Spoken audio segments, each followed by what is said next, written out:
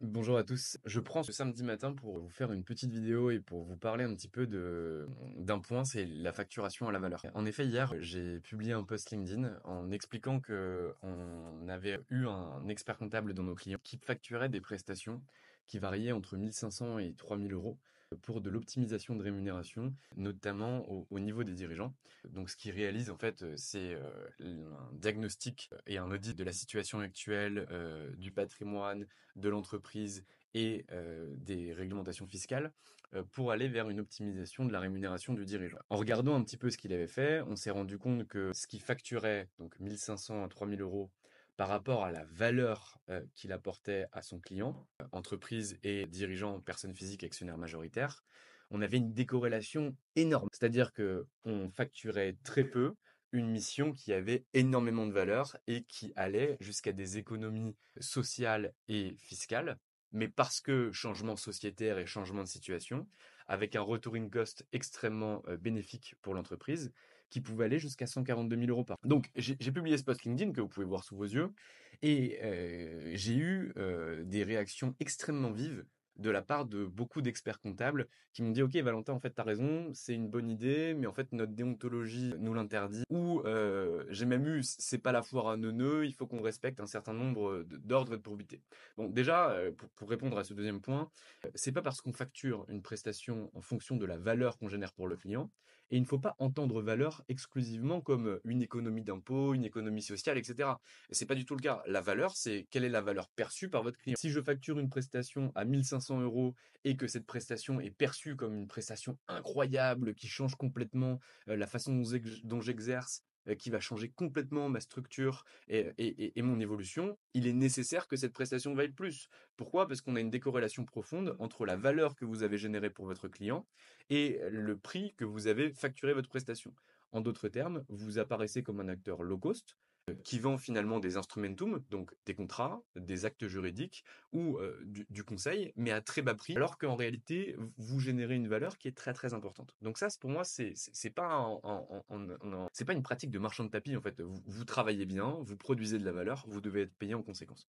Ça, c'est le premier point. Ensuite, on m'a dit: OK, Valentin, le truc, c'est que l'ordonnance de 45, chez nous, experts comptables, donc l'ordonnance qui vient réglementer la profession d'expert comptable, au sein de son article 24, nous interdit de pouvoir facturer des honoraires au résultat. Donc, je suis allé voir le texte en bon DGCiste et en tout cas ex-juriste que je suis, et je me suis rendu compte que ce texte avait été modifié en 2019 par la loi Pacte, si je raconte pas de conneries. Et dans ce texte est visée l'ouverture de la rémunération et des honoraires de l'expert comptable au résultat.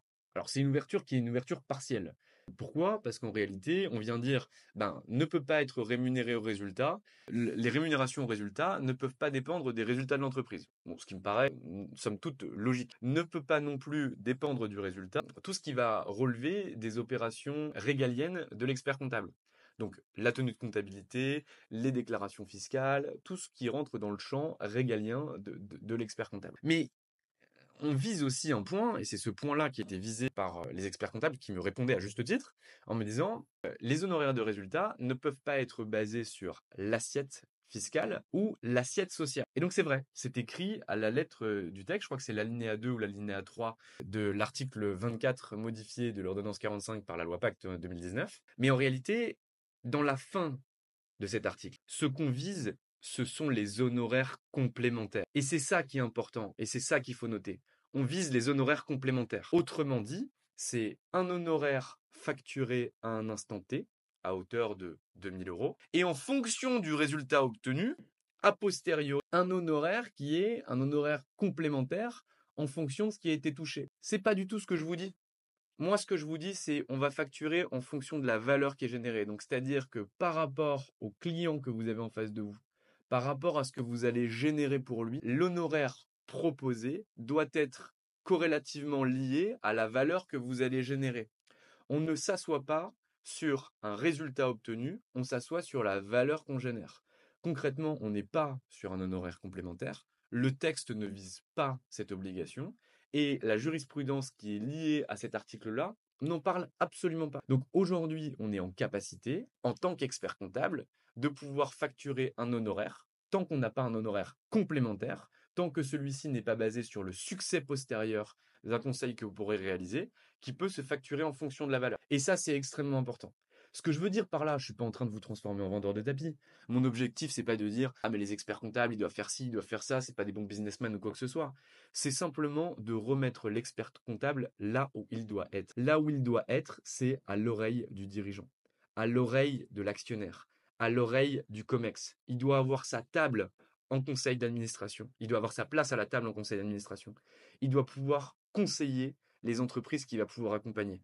Et aujourd'hui, il faut qu'il en ait la juste rémunération. De toute façon, vous le savez, d'ici la facturation électronique, la mise en place de l'IA au niveau de la comptabilité, vos opérations de saisie, de suivi, toutes les opérations régaliennes sur lesquelles vous arrivez à facturer aujourd'hui, mais très peu à marger, c'est fini.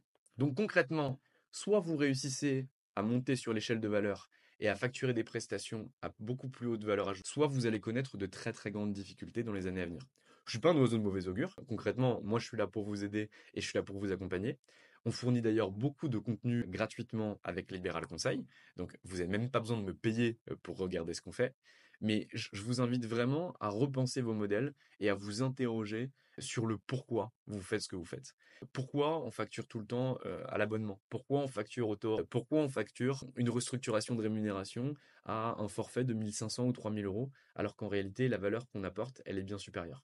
Donc là, c'est un exemple d'espèce, c'est parce que hier, ça a fait 40 commentaires sur mon post LinkedIn, et ça a fait plus de 25 000 impressions, et ça a été repris à tort et à cri par beaucoup d'individus.